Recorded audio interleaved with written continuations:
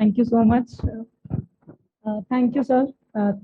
Thank you, India for IAS and National Excellence Academy for inviting me here. This is actually my first offline session. I've been on quite a few platforms guiding students time and again. So a very warm welcome and thanks for all of to all of you for being here tonight. Sir has already given the introduction. I'll just talk about my journey first. I was born and raised in Delhi.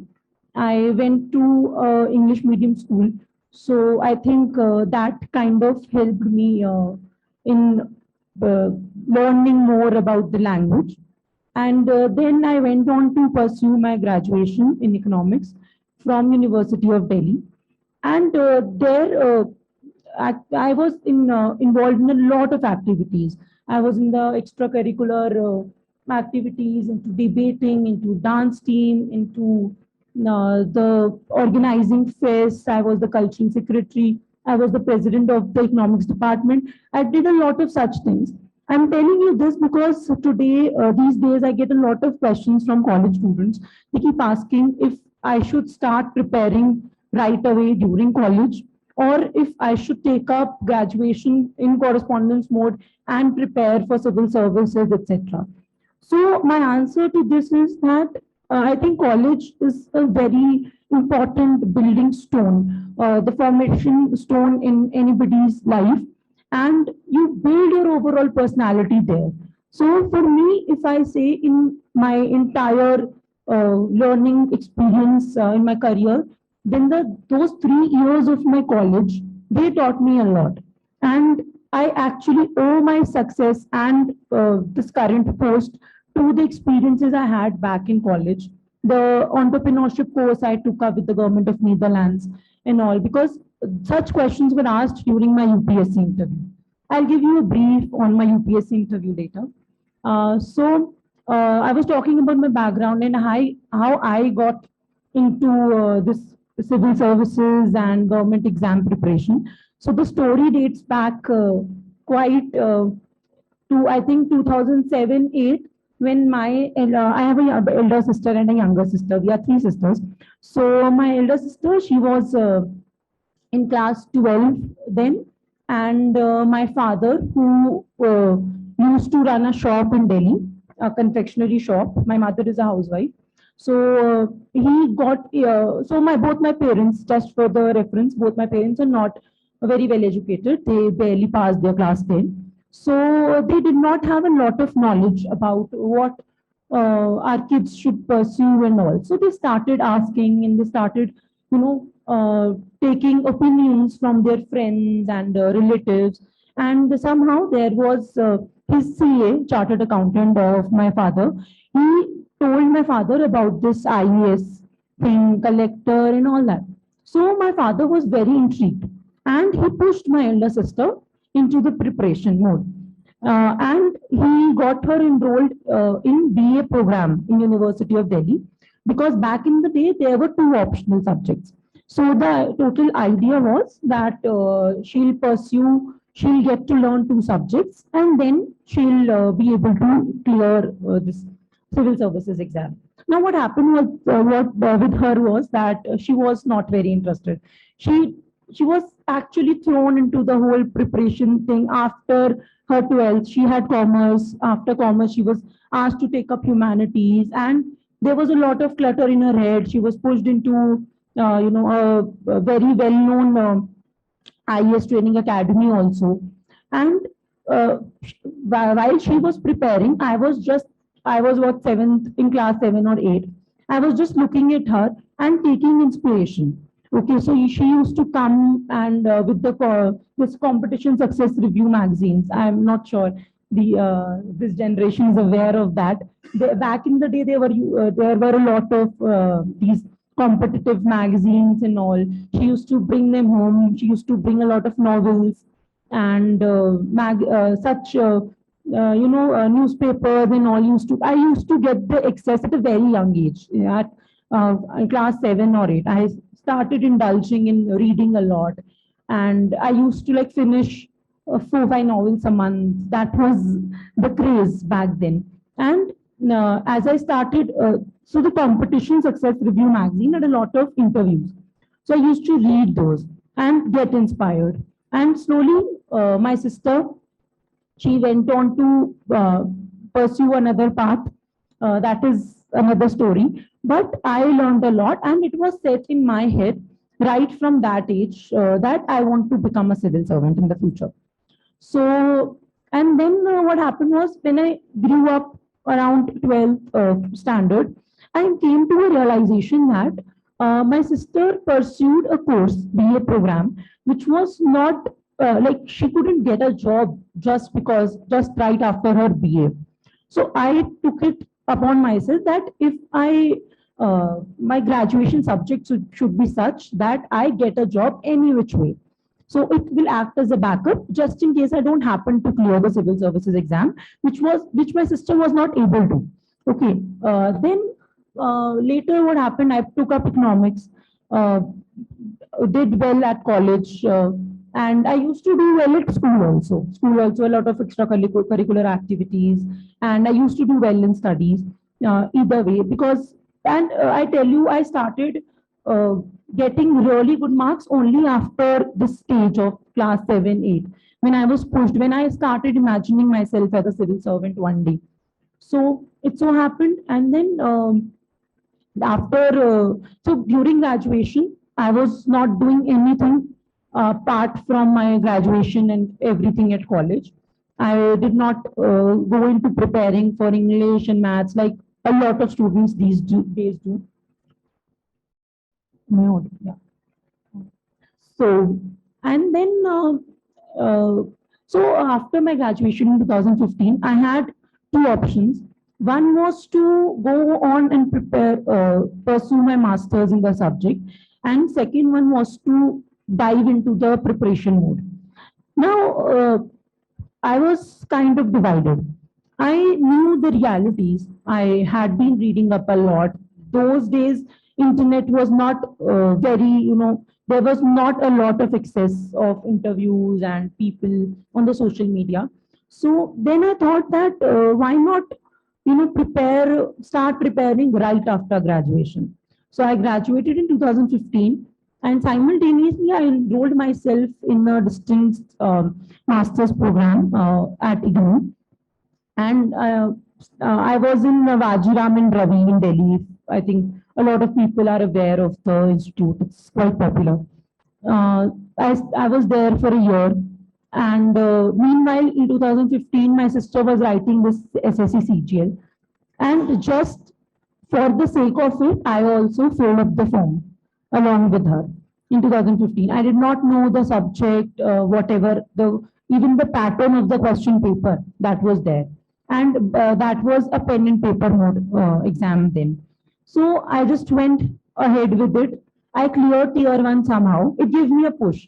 Actually, to be honest, I felt it is a big deal that I did not even know the scheme of the exam. I just went and cleared the tier one. I was out of college right in, I think, May or June, and July or August was the exam. So I barely knew anything.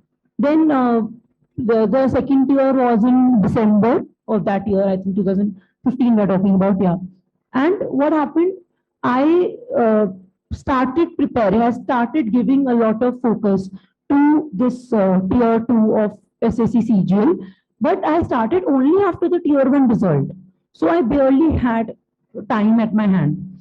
And another story is that one of my sister's friends, she was working as a junior statistical officer in Ministry of Home Affairs. We get a posting there also. So she was in the North Block, Delhi. And I thought, why not, just give exam for this only. And she was also an economics graduate. So I thought that it's a very good avenue for me. And then uh, after this tier 2 preparation, I started focusing more on statistics. I did not check, I did not give a background check, the number of vacancies that year, nothing at all. And I scored pretty well, like I think in the top I got a good rank when it came to statistics because it was my subject. And I did very poorly in maths. Like I did not even score 100 out of 200. So English, again, I scored good marks, but because of maths, I did not get a job. Now what happened? Uh, in this 2015 attempt, I was targeting only JSO. And when the result came out, I got to know that there were only 32 vacancies that year. I have scored really good marks. If you see the past year's trend, I was about 150 marks above the past year's cutoff. But what happened was that that particular year, the cutoff was very high considering the number of vacancies. So the whole story melts down to the point that lack of awareness. I was not at all aware what is the scheme, what are the vacancies, how the thing works, what is cut off, and such things. I was totally unaware of all these things. Had I been aware then itself, maybe I would have worked harder on my maths part and would have secured some other job. And this was the 2015 attempt. I learned my lessons there. I stopped preparing there and was in Vajiram, continued preparing. Then I gave a proper, like, not you can say 100%, but approximately 60-70% serious attempt at UPSC prelims in 2016. Why I say 50-60%? Because a lot of my time, meanwhile, was taken up by SEGL. Now, when I started preparing the day I wrote the prelims exam, I knew it for a fact when I came back from the exam center that I won't make it this year. I just knew it. I checked the answer key and all. That day itself, I snapped and I knew that there will be another CGL just, I think, in August. And it was April. So I had just 3 or 4 months at my hand. I switched my entire plan and started preparing for CGL. The reason for this mainly is that I had seen people, some of my relatives, some of my friends, in fact, a lot of my friends, who were 28, 29, still sitting in old Rajendra Nagar, like small dingy rooms, still preparing, still feeding on their parents' money, and still, and they had a lot of mental pressure. Like I could not imagine myself in that space. Also, I come from a very middle class family, so I knew it that I had to start earning at a very early age. If I don't, then I'll be in a problem. I did not want to just sit and relax. Meanwhile, I was teaching school kids, college kids. I was making my money, not much, but somewhere around to fend for myself. I was not taking money from my parents, but still a proper job was required. Then when I start 3-4 months I had. So I just remember my routine also back in the day. I have written answers over this on Quora that I used to start my studies at 11 p.m., go on till 7 p.m. I used to divide my day, my hours into my weak subject, my strong subject. And I used to give a lot of more time to maths this time because I knew that I made a big blunder the last time around. And this is how, for 3-4 months, I continuously prepared, gave a lot of mock tests, and it was actually disheartening at some points when it used to keep, in my head, I used to keep feeling that, oh, I've graduated. It's been 1 year since I've graduated. I've done nothing at all till now. I used to put myself a lot into that pressure because I was like a good student throughout my life. And my family, so my elder sister was the first postgraduate, or I think first graduate of my entire family. So that pressure also comes onto you that, oh, your parents are putting in so much effort and you are just like wasting your time. So that's why I took up CGL. Tier 1, I scored pretty good. I think I remember it was 166 out of 200.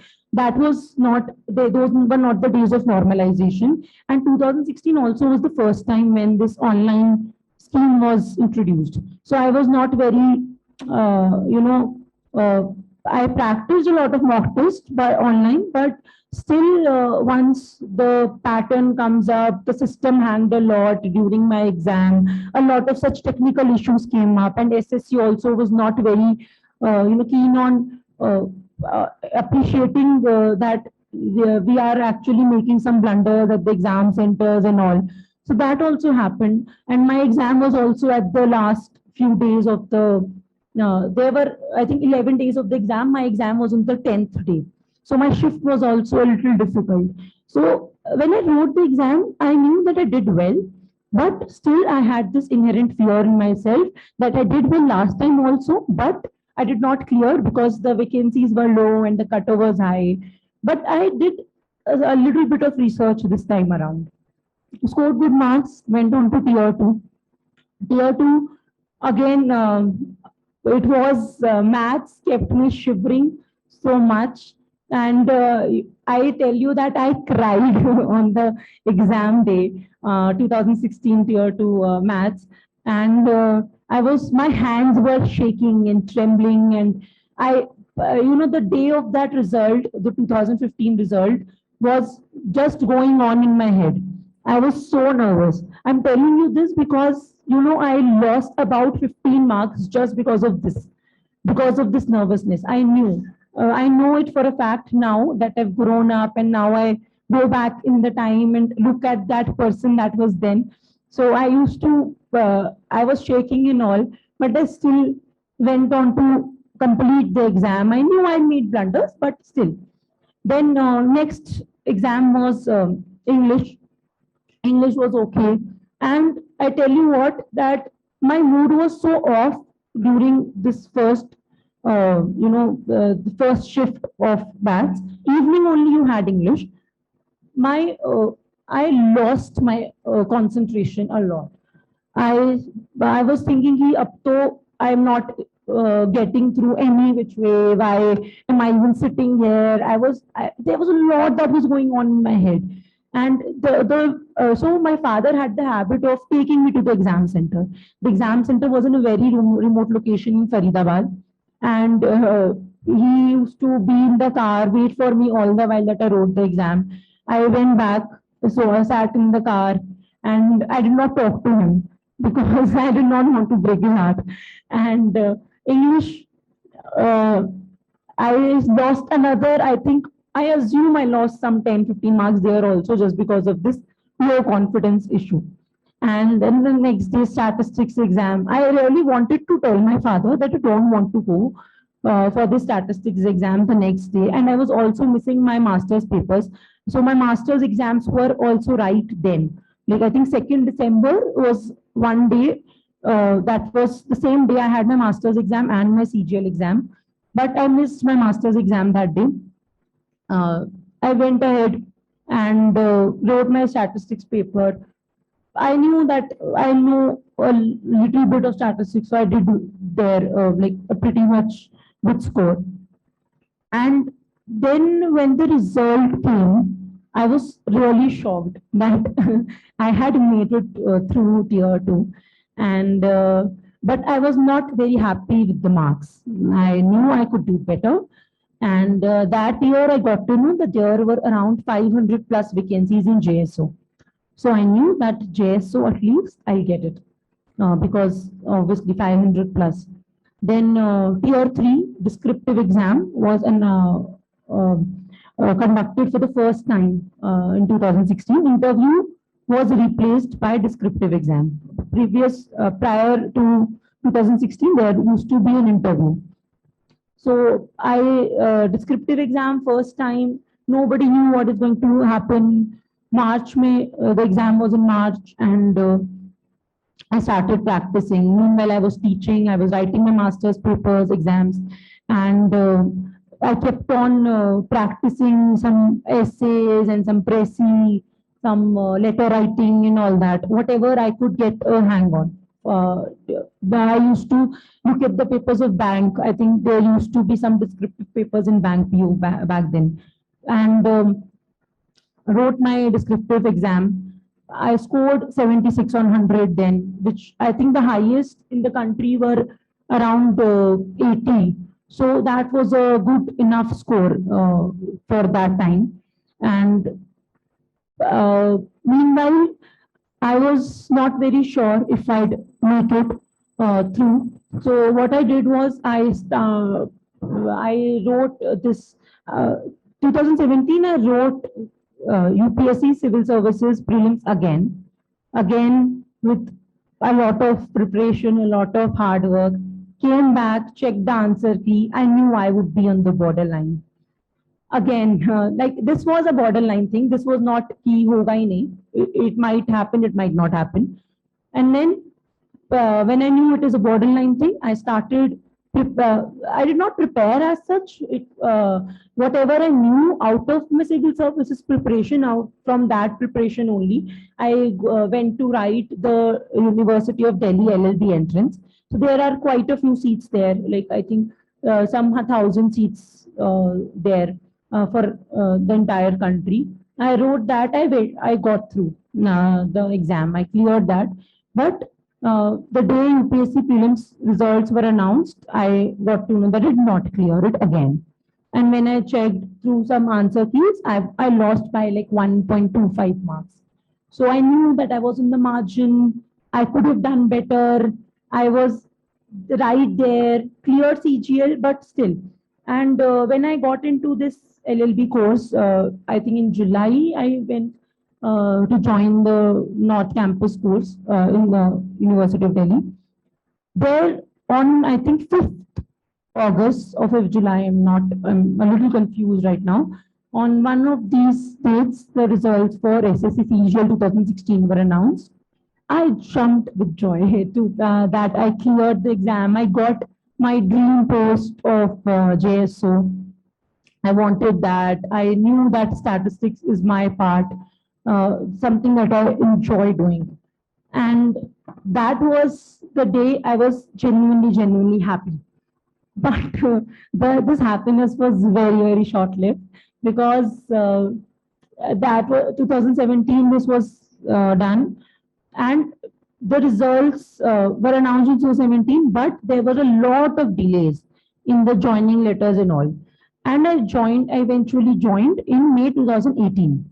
So this entire period of from July, like almost a year, was very, freaking me out.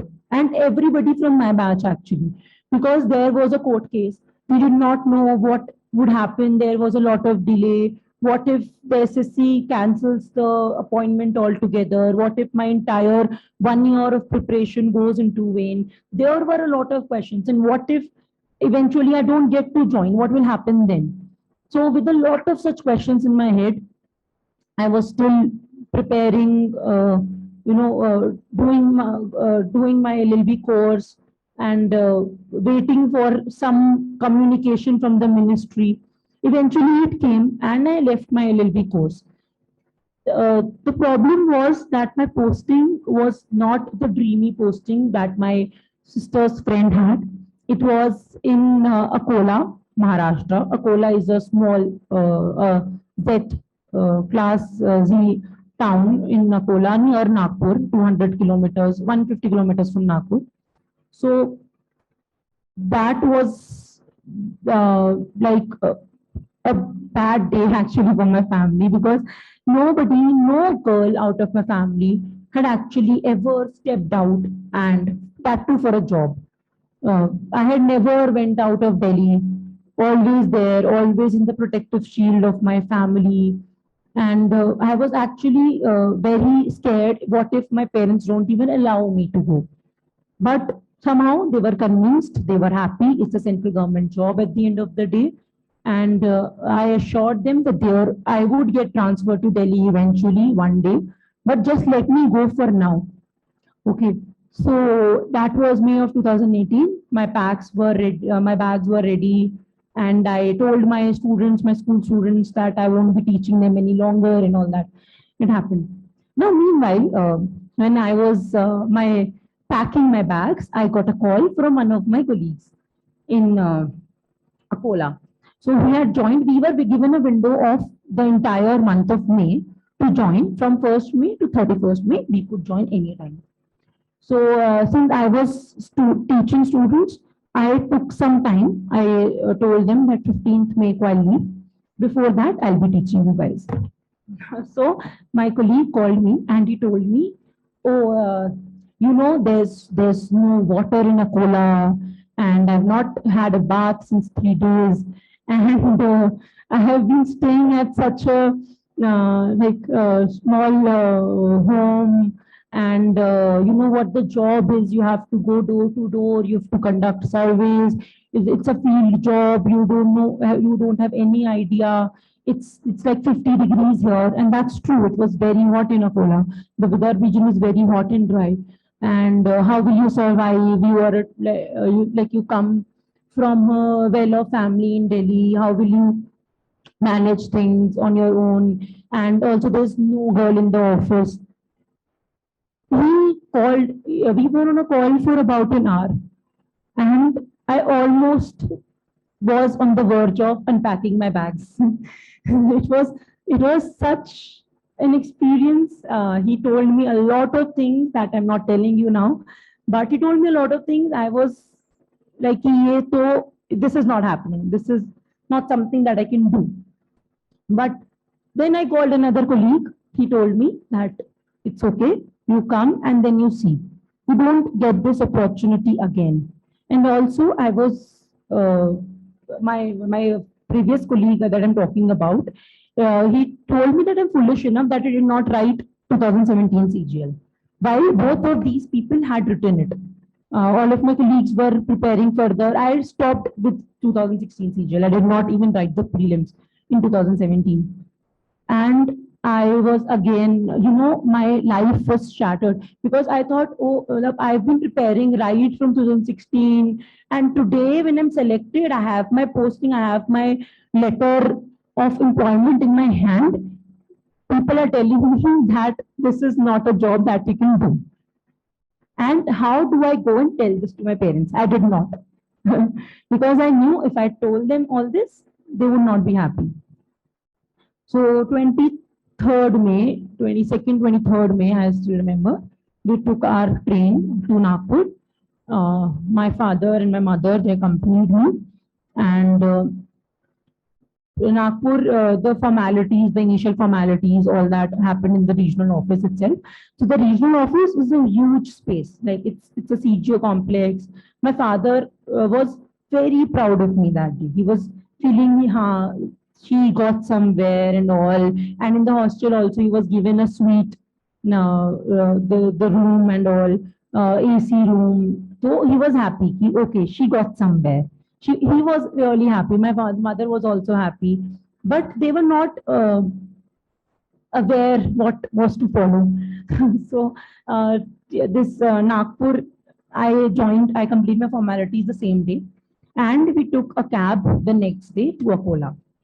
Now, Akola was actually something my parents were not prepared for, and neither was I. I was prepared in my head because of that colleague, but I went to that office. That office was actually a rented accommodation, like it was a home. It was somebody's home, and my office had rented a floor in that home.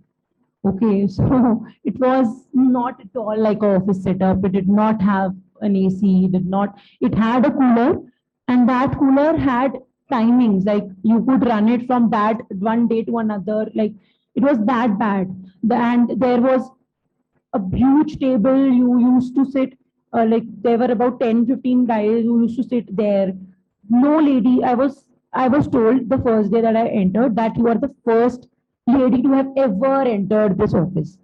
And I was actually the only one, and there was no ladies toilet and everything, and I expected people to be a little sensitive towards me. Some were not. Tough life actually.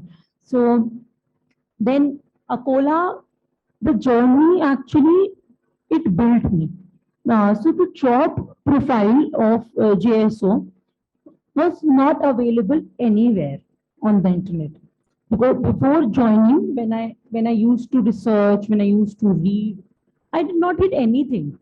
Because if I knew actually, I would not have filled JSO as my first priority. When in that year only, I could have got another job with the marks that I had.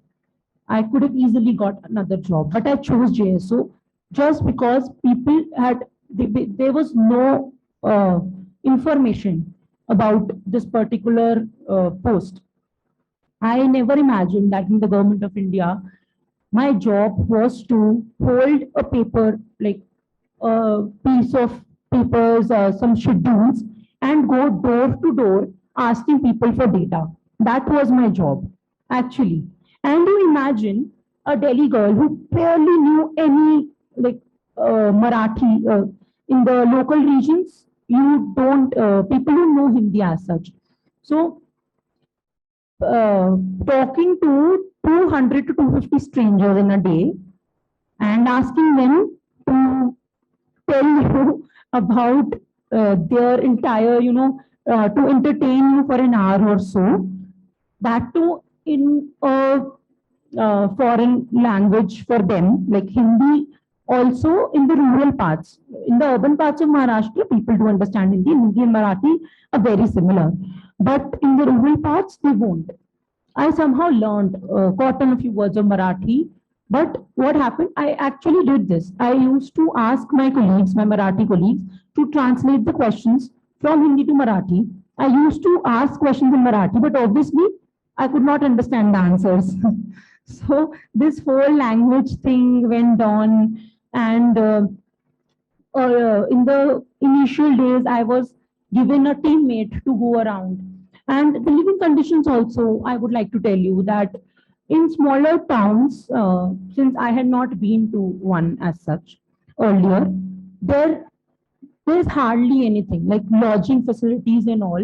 You had to stay, I had to stay in a place for like 7 to 8 days for a schedule, like for a sample to be completed.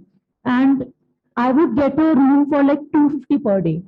You can imagine how luxurious that room would be if that cost 250 per day in today's era.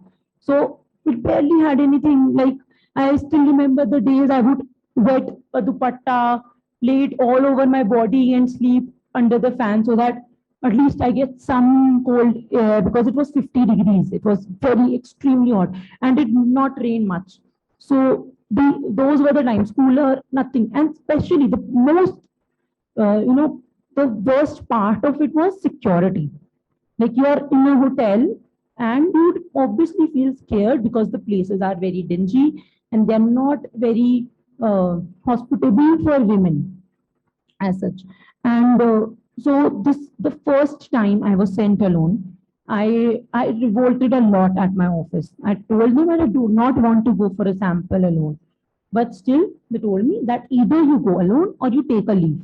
Obviously, people, all of us have limited number of leaves when you've just joined, and I had to save my leaves to go back to my hometown. So I went ahead. For sample, I stayed in this hotel. He charged me some 700, 800 rupees. Very bad room, pathetic, I tell you. And it was 9 p.m. I had just come back. I was in a very bad mood because somebody on the field had misbehaved with me already that day. Because when you're alone now, people keep following you, they stare at you and they keep asking you questions, kyun aaye ho, kahan se aaye ho, and all that. 9 o'clock, 9 p.m., somebody started banging on my door. Like really madly, they started banging on my door. I could hear people cursing and abusing and like a sound of a beer bottle crashing to the ground. And that was the time I called my colleagues. I panicked. I knew that I could not save myself if something happens. It was already 9 p.m. If I did not go back now, wow, anything would happen. But there was a lot of commotion. Imagine in a small room when this happens. So I called my colleagues. They rushed to me. They told me that I stay there or I come to the railway station. I went to the railway station. somehow, and I did not even ask him for my money or anything. But whenever the commotion settled, I just ran for my life from there. And my colleagues came back with me to a cola and they tried to pacify me. I told about all of this to office also. For some days, it was fine. But again, this started go alone, go alone, go alone. It started. And eventually, I did go alone. I started going alone. A lot of such incidents happened. Uh, so many of such incidents happened that I stopped caring also at a point in time. Like office people, they might not understand. Even with the colleague, somebody might misbehave. Uh, because although Maharashtrians are very sweet in general, there were incidents when we would be greeted so warmly. People would ask us to come, have dinners, have lunches at their place, and they would gift me saris and all. They would talk to me a lot. Such good parts also. And a lot of stories came up when I used to talk to strangers. They used to tell me about, I've talked to the poorest of the poor and the richest of the rich, uh, like a whole range of people. I got to know about so many lives, how they live, and kacha houses have been there.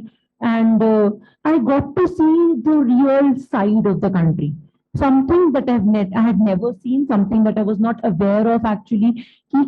This is the way people actually are living in this country. And that motivated me further. I was like, no, I cannot, like, there can be some change. And I saw people, once I asked, so there was a schedule on debt and investment, I still remember. So we were supposed to ask how much money a family spends on clothing. I asked the person. He showed me his torn dhoti and asked me, ma'am, do you think I've been able to buy something in the past 7 years or so? I was I was blank. What should I say? My mouth was actually shut. What can I respond to that? And I felt stupid for some time. And uh, so I met women who were. There was this woman who had divorced her husband. She came from a community where, this is like a quite, backward community. And for her to take this decision of divorcing her husband, living alone, raising a kid on her own, she had even built a house of her own. And that was so inspiring. She told me her story. I met her twice, and I hugged her the last time I met her because she actually made me cry, her stories and all. So, numerous such stories. Every day, imagine. And it gave me a lot of mental pressure also, When I used to come back, I used to feel sad for people. Some days I used to feel very happy. And these emotions would take over me. And during this phase of my JSO journey in Nakola, I had barely studied anything. I'm talking about 2018, 19. I barely studied anything. I was more into my job, and my job also involved like 20, 25 days in a month. I used to be on the field, and being on field requires a lot of physical strength also. So I used to lose all my strength till the time I came back home. So I stopped studying, and I had almost, lost the hope. I thought this is it. This is what my life is going to be. I applied for a transfer, did not get it. And while a lot of my batchmates got it that particular year itself, then I was very upset. A lot of other batchmates have got it. Why not I? And such things. I settled. I was like, no, I am not preparing any further. This is it. And this used to give me a lot of, bad. I used to feel as if I started off with the dream of becoming an IAS officer and roaming around in those uh, big cars and all that, and having a big bungalow and such dreams, you just see it all over the internet. And this is what I dreamt for. And now look at myself today. I'm going door to door, and I don't have a proper meal a day. I don't know when I had a proper meal the last time, and this is what I'm doing. And this kept on, a lot of mental health issues. I started with that. And meanwhile, while all of this was happening, at the back end, I started writing on Quora. Quora is a popular question and answer website. I started writing there because I was alone. I was living alone. I had nothing to do, and started writing. It was a went out for me, and eventually there I got a lot of recognition for my work, and even Quora gave me the top writer tag in 2018. After that, they've stopped giving the tag altogether. So I can't say. People started following me, and I started writing even more. And I think as of today, I have over 1,600 answers there on that website. So that became a vent out, because there were a lot of things that were happening in my head and in my around my surrounding that I could not really share with my family and my friends, because I knew people would hardly understand and they would ask me to come back home. Uh, I have written a recent answer on one of the incidents that a man actually misbehaved a lot with me. And that day I called my father that I want to quit the job in 2019 itself. But he sounded a little, unsure about it. I don't know the reason yet, but he sounded, ki, why are you leaving a central government job? I knew that he wouldn't let me do that. So I hung up the call, and I knew that, okay, this is going to be it. And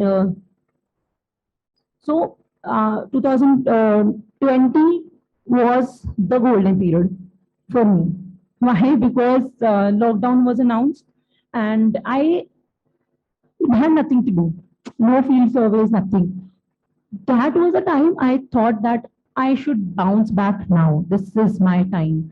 I need to study. I have a lot of time at my hand. And what else would I do now? And 2020, I restarted my journey. I had not touched books for about 1.5, 2 years. Now I started it again. So at first it was intimidating. I did not know what to do. I asked myself this question: if SSC CGL is the thing that I want to do again? And the answer was a clear no. Because by then I knew that the JSO and other jobs, why am I was at level 6 then. If you understand that there are levels in the government service, pay levels that I'm talking about, 4,200 grade pay, 4,600 grade pay, so and so. So I was at level 6 then. And CGL allows you to go to level 7 or level 8 at max. And level 8 also there's a field job of AAO. So I knew that I did not want to do a field job. That is why level 8 is out of the picture. Level 7, I thought, okay, enough of this. I would rather, work harder and get to a better job than struggling so hard for a level 7. Then I started preparing. I prepared for RPI grade B and other exams like SEBI grade A and such exams. Not many exams were happening in 2020 because of the pandemic. But anyway, I kept on the struggle. And the first time I wrote RBI grade B, I failed the prelims by 4 marks. Again, the maths. That was not letting me go ahead. And then I was not shattered. I was okay. I was okay with the fact that this is how it is, let it be. And then in 2020 October, I got my transfer to Delhi. That was like such a breather for me. Finally, my hometown, somewhere I'm comfortable with, and a non-FOD job. Sabse zyada important that was for me then, that I got into Directorate of Economics and Statistics. This was indeed a turning point in my life, because There in the directorate, I actually got to work in the secretariat. I was in the this Shastri Bhavan, Ministry of Agriculture. There I got to know that there is so much to government service on paper also. My life flipped from one person who was going around struggling in the heat now to sitting in an AC office and having all the luxuries and all that, a good system and everything. Because in a Kola office, we had barely one printer in the entire office, and we had to bring our own A4 size sheets to even get a printout. So that was the case there. Here, the first day I was there, I asked my another colleague, I told him that, you see, here you get any number of printout sheets that you want. I was so happy. Like such little things I started noticing. And this Directorate of Economics and Statistics, a lot of exposure. I was working in a central government scheme, which is agroeconomic research scheme. I got to travel a lot, and this time in a much better way. We used to get flight tickets and all that. I used to visit a lot of universities, and I got a lot of more exposure there. And there was one of my seniors. He is an IES officer in an economic service. He pushed me.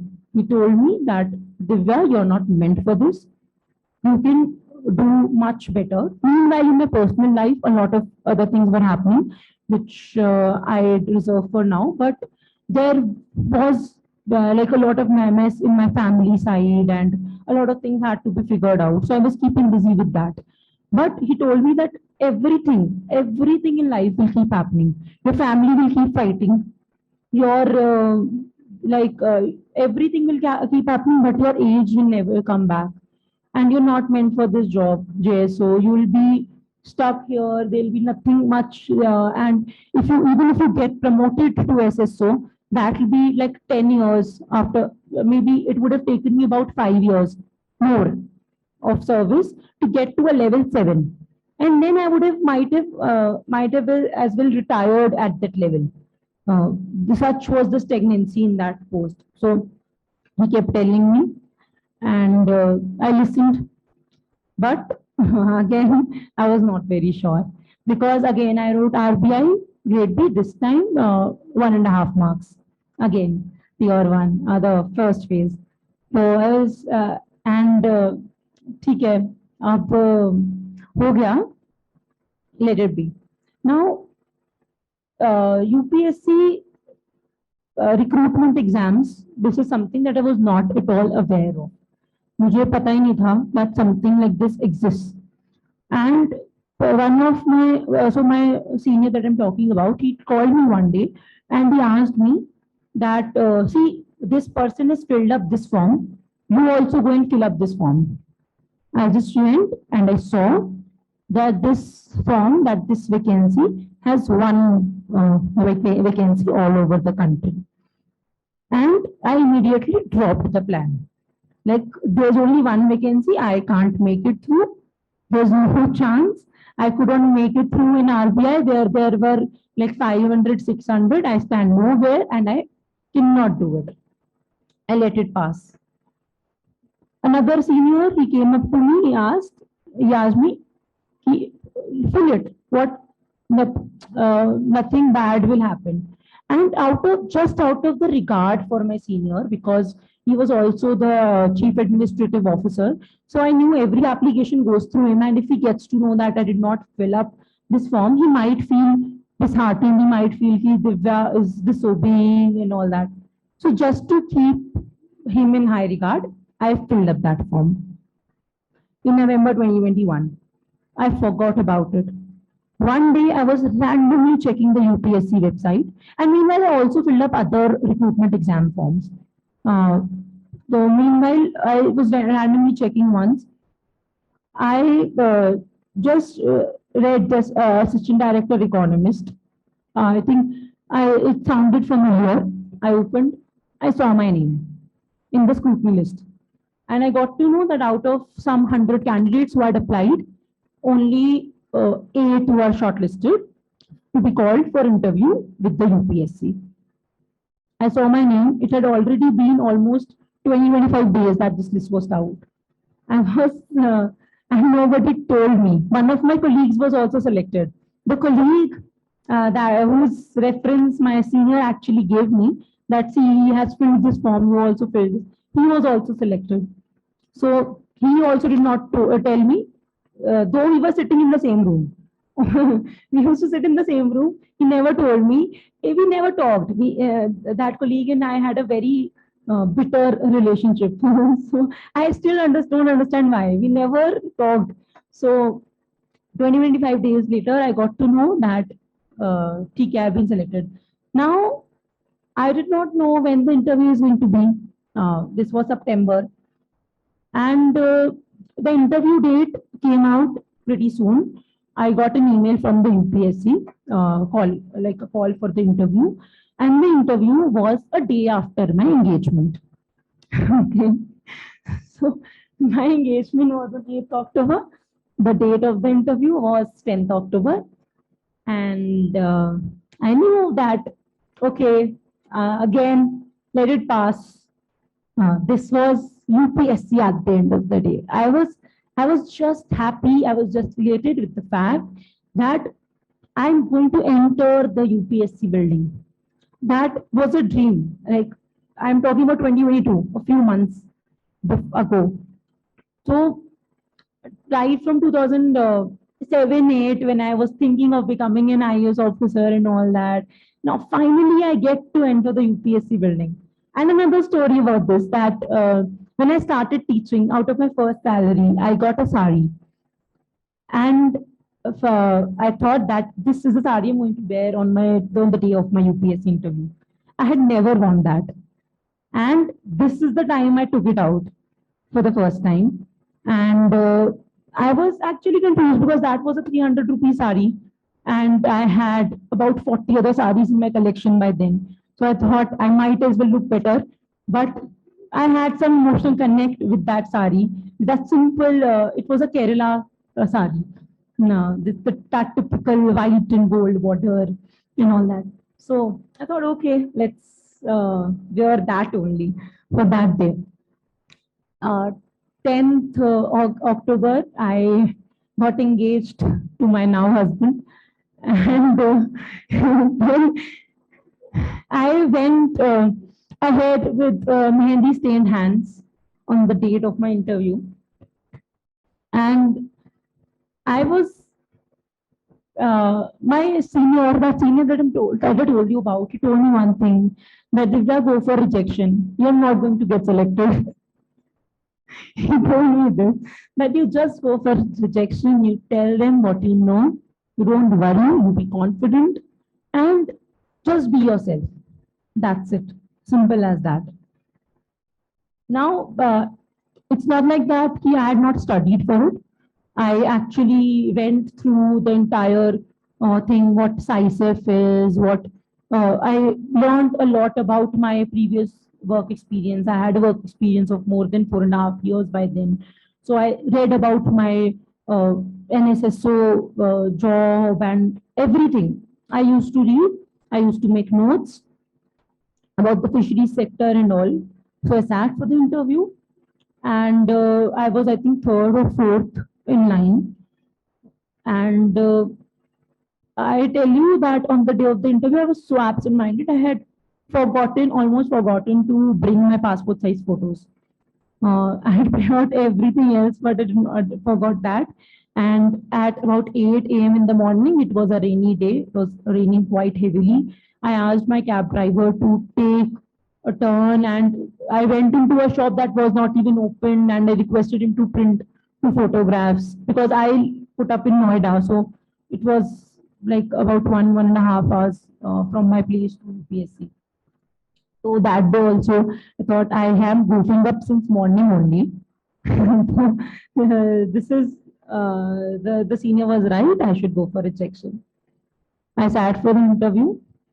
I asked the interview board looked a little intimidating, to be honest, because you have this in your head, yeah. You are in the UPSC building, and these are like very top-notch bureaucrats of the country. And who are you? that happened. And one more thing, while I was there is an area that you get to sit in before your UPSC interview. In that area, all my co the candidates for the job were sitting and we were discussing. And there was this man who told me that he works in the same organization that we are writing this interview for, like this, giving this interview for. And the lady sitting opposite to him is also working in the same organization, that too for the past 11 years, and she holds a PhD degree. And that man holds a MPhil degree. And I also knew about my colleague who was also way more qualified than I was. I know. So again, another thing, this is not going to happen. And I went with an open mind. They asked me a lot of questions. I've written my UPSC interview transcript on my Quora. You can read it up later. I won't repeat it right now. And I had taken a few sips of water on the desk. I was very casual, like not very casual, but quite casual. As I got up, I asked the interview board if I could take the bottle with myself. And they no, keep it. I was like, no, the plastic would get wasted. I'll reuse it. Okay, you take it and you leave. So this, I think, a lot of such little things happened during my interview. I still don't know. If you ask me how long my interview lasted, I don't know, because we are not allowed to wear a watch and phones, so you forget. I don't know, maybe an hour, maybe 40 minutes. I don't know. I was so lost. I was told by the interview board that I'll give you 1 minute to think and 3 minutes to speak on the fisheries sector in India. And that was like an extempore. And that helped me because I had done a lot of such things in the past. Then came out of the interview, was happy. The guy that I was telling about, the MPhil, and the one who's working in my organization, in my office right now, he gave me a broad smile. He told me that his interview was fantastic.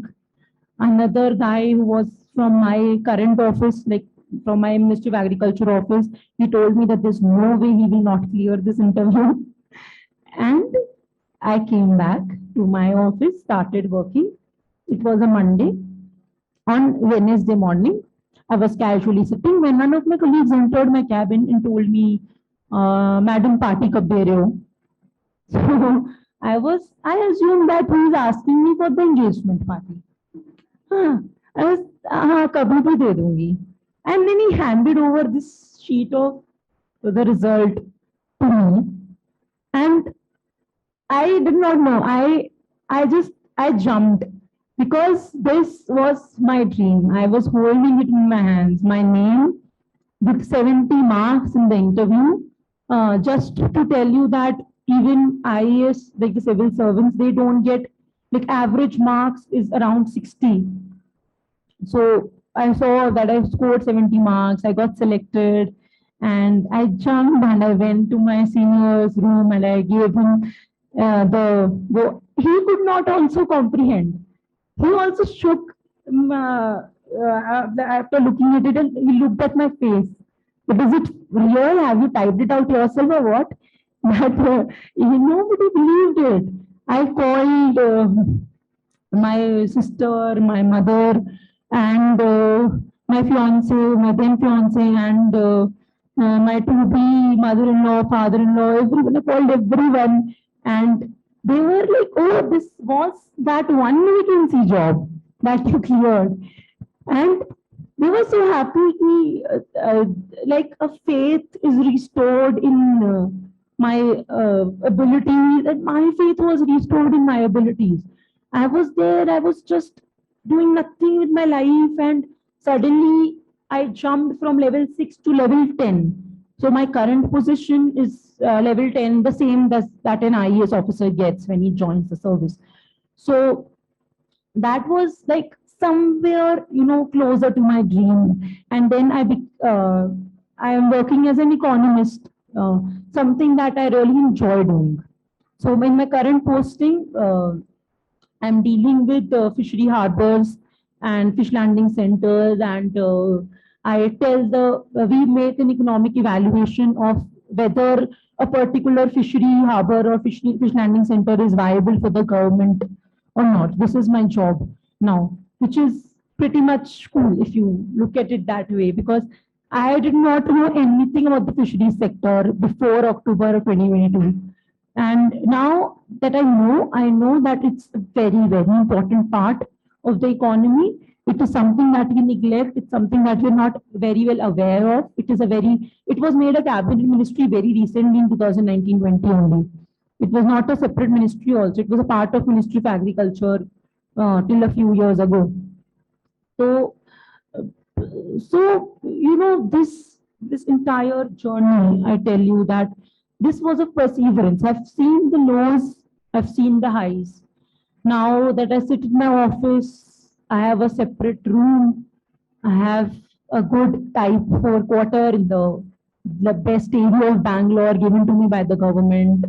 I have many other facilities that are there that I always imagined. I have a towel on my chair that I always used to see and envy.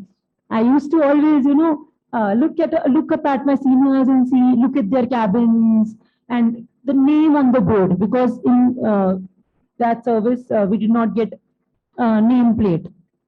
So a name on the board, your stamp that a gazetted officer has, and also your name in the Gazette of India. It was released a few days ago. So these were little dreams that I always thought I would achieve someday. And apart from this, I would like to tell you something that uh, this journey, I would not have been here had I not served the government of India before, and had I not had those experiences. Because whatever I told you today, I shared with the interview board also, and somewhere in their heads, they knew that this person has done her masters from an open university. She did not go to a proper college as such for masters. And then there were candidates who were from Delhi School of Economics, Madras School of Economics, and they were PhD holders. But they still, selected me. Maybe I assume because of the particular experience that I had, because of all that I had been through, because of all that I could express. And I could express only because I had been talking to 250 strangers every single day for 2.5 years. And that actually helped me, that actually built me. And so this whole thing happened, and I joined the service in November 2022, came to Bangalore. The service is in Bangalore. I got married about 40 days ago only in Delhi. And so I was also worried what if my husband moves to Bangalore with me or not, but he was cooperative enough to do so, because he's working from home right now. So we are able to manage it. And see, as a woman, if you see, getting into the services, moving from one place to another is a challenge, because right now my husband is okay with being in Bangalore, and he might even get another job, because he's in the private sector. So he might get another job if at all his company decides not to relocate him. And but now that I think of it, would I like to move a lot all around the country? Maybe it's not that possible for me, because I give some priority to my family as well. So as a woman, it becomes all the more challenging to take up central government jobs, because there's a lot of movement, and you never know if your partner is as supportive, if your in-laws family is as supportive or not. And also, when I was very young, when I joined the service, I was 23, 24. Then I had different apprehensions. I did not know a lot of things, and I was chased by men, random men on the roads, and a lot of random things happened with me. So today, when I look back at it, I see that as a woman, I've grown a lot. I've come up, I've become stronger. I can go anywhere, I can do whatever I want.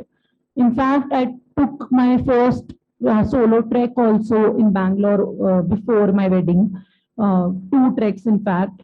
That is, and I could not imagine doing it had I been the person I was before joining these jobs.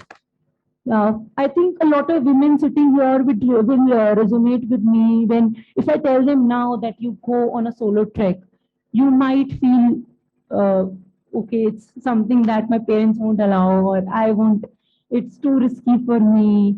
But once you grow up, once you face situations in life, you know that you can do much better, and there's nothing stopping you as such.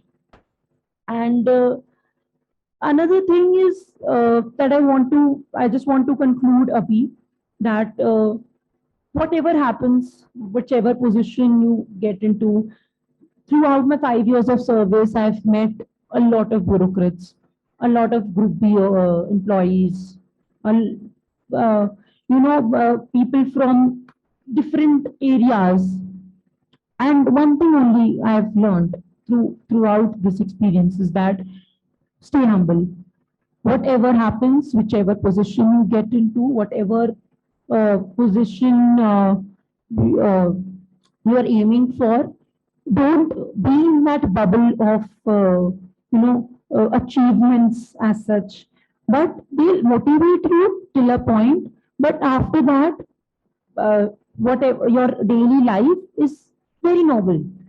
It's you don't my designation is not written on my forehead.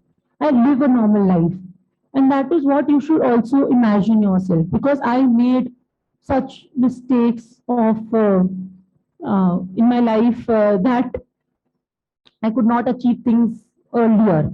You are a young crowd. That is what I want to convey. Just be humble and be grounded.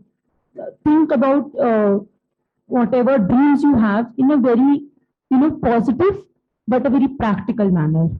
That is all I want to say.